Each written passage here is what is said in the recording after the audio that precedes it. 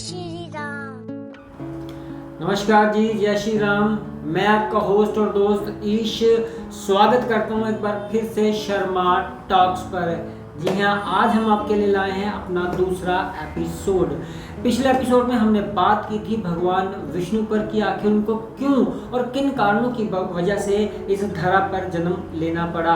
आज हम बात करेंगे भगवान राम के पिताश्री यानी कि महाराजा दशरथ के ऊपर। मेरे साथ इस वार्ता में मेरा सहयोग देंगे जीवन जी सूद, जो श्री राम परिवार वेलफेयर सोसाइटी जहाँ पे डायरेक्टर हैं और वहाँ पे रामलीला भी करवाई जाती है। और सबसे बड़ी बात, ये खुद भी दशरथ का रोल कर चुके हैं, ना जाने कितनी बार ये बेस्ट एक्टर अवार्ड दशरथ के रोल के लिए जीत भी चुके हैं। तो जीवन जी, दशरथ जी को आप कैसे देखते हैं, कैसे इनका जन्म हुआ, कैसे इनका नाम दशरथ पड़ा? बहुत अच्छी अच्छी जो स्टोरीज हैं इनकी, वो थोड़ा बताएं हमारे दर्शकों को। जय श्री राम जी। देखो, इनका नाम दशरथ पड़ा, वैसे इनको धरती पुत्र भी कहा जाता है जी। पद्म पुराण की कथा के अनुसार जो इनके दादा थे राम जी के, राजा अज, महाराजा अज और उनकी पत्नी इंदुमती जी। एक समय जो राजा अज थे वो जंगल से जा रहे थे शिकार खेलने के लिए जी। तो जाते जाते उनको जब प्यास लगी, वो तालाब से पानी पीने लगते हैं, तो वहाँ पर उन्हें नीलकमल दिखाई देते हैं जी।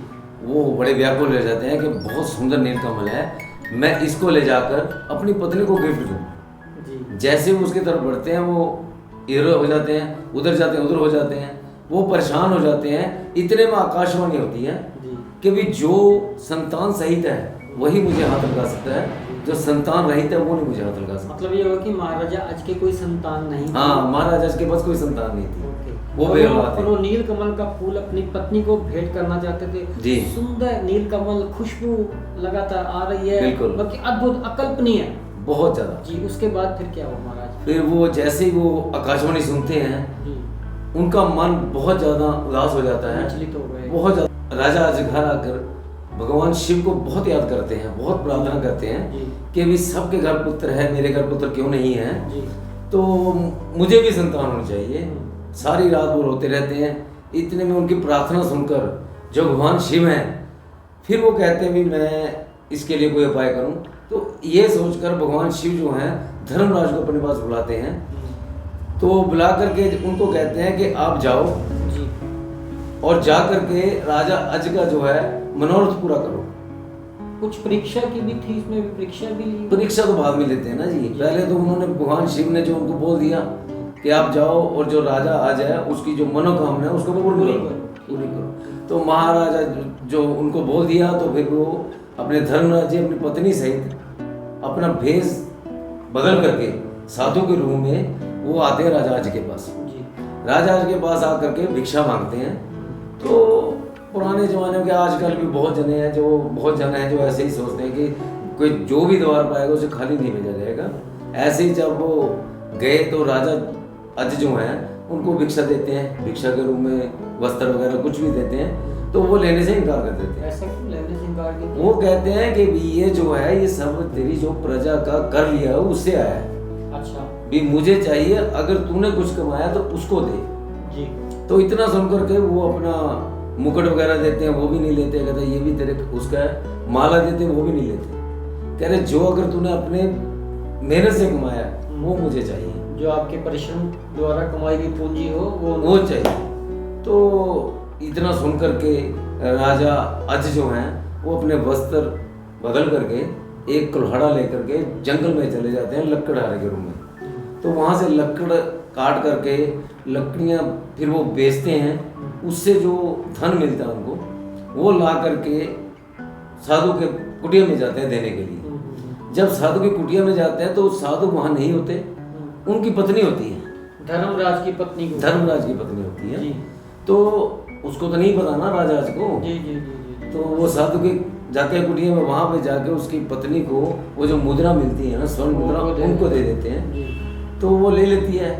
जिस समय धर्मराज जी आते हैं साधु के रूम में अपनी कुटिया में, तो उनकी पत्नी उनको देती है कि ये राजा देकर गए हैं। वो पकड़ते पकड़ते जो है धरा पे गिर जाती है मुद्रा। तो उसके बाद वो जब गिरती है तो वहाँ खड्ड पड़ जाता है बहुत बड़ा। जब खड्ड पड़ता है तो देखते हैं उसमें से फिर रथ निकलता है। रथ निकलता है। अच्छा। वो देखते हैं रथ से रथ निकलते जाते हैं 1 2 3 ऐसे करके जो 10वां रथ निकलता है ना उसके ऊपर एक बालक होता है जी। उसके बाद वो जो है राजा हर्ष को कहते हैं ये आप ही का है। अच्छा। क्योंकि जो आपने हमें तो जब रथ निकल रहे थे तो महाराजा आज वहीं थे या अपने महल में थे? महाराजा वहीं थे जी। तो उनको जब ये देते हैं भी आपने जो हमें ये दी थी ना जो भिक्षा दी थी ये उसकी वजह से निकला इसलिए ये आप ही का है जी। तो इस तरह फिर वो उसका नामकरण भी हो जाता है। गुरु वशिष्ठ जी कहते हैं जो राजा आज के गुरु है ना वो कहते हैं कि ये 10वें रथ से निकले हैं तो इसका नाम जो है दशरथ होगा। इस तरह उनका नाम दशरथ पड़ गया। 10 रथ निकले तो इस कारण उनका नाम जो है दशरथ तो इसी कारण उनका नाम दशरथ पड़ा। तो महाराजा दशरथ को मैंने सुना है कि किसी और नाम से भी संबोधित किया जाता है। बिल्कुल। पब्लिक को नहीं पता, बताएंगे? पब्लिक को सबको पता है कि महाराज दशरथ को नेमी के नाम से भी जाना जाता है। अच्छा, उनका नाम एक नाम जो है वो नेमी भी था। तो दोस्तों आपने देखा कि किस तरह महाराजा दशरथ का जो है वो जन्म हुआ। उन्होंने किसी माँ की कोख से जन्म नहीं लिया बल्कि धरती पुत्र कहलाए। जिस तरह सीता माँ का जन्म हुआ था उसी तरह महाराजा दशरथ का भी जन्म हुआ था। किस कारण से उनका नाम दशरथ पड़ा वो भी उन्होंने बताया और महाराजा दशरथ का एक नाम नेमी भी था ये भी हमारे जीवन सूत जी ने बताया जो कि खुद भी दशरथ का काफी बार रोल यहाँ पर कर चुके हैं। आज हमारे बीच राम जी भी नहीं है, वो पीछे लक्ष्मण जी के साथ दोनों वीडियो बना रहे हैं। किस दिन उन दोनों को आगे लाएंगे और आप दोनों को मिलवाएंगे उनसे। राम जी से तो मिल चुके हैं। अगले एपिसोड में फिर होगी आपसे मुलाकात और उम्मीद करता हूँ कि जिस तरह आपने पिछले एपिसोड में आपने हमें इतना प्यार दिया, इतना सत्कार दिया, इतना मान सम्मान दिया, उसके लिए मेरी पूरी टीम शर्मा टॉक की टीम आप सभी का आभार व्यक्त करती है, धन्यवाद करती है। और उम्मीद करता हूँ कि इस एपिसोड को भी आप जो है बहुत सारा प्यार देंगे। मेरी बस एक ही गुजारिश है, हर बार की तरह लाइक शेयर कीजिए, लाइक कीजिए, घंटी जरूर दबाइएगा। घंटी दबाएंगे तो आपके पास नोटिफिकेशन आएंगे। तब तक के लिए नमस्कार। जय श्री राम। जय श्री राम।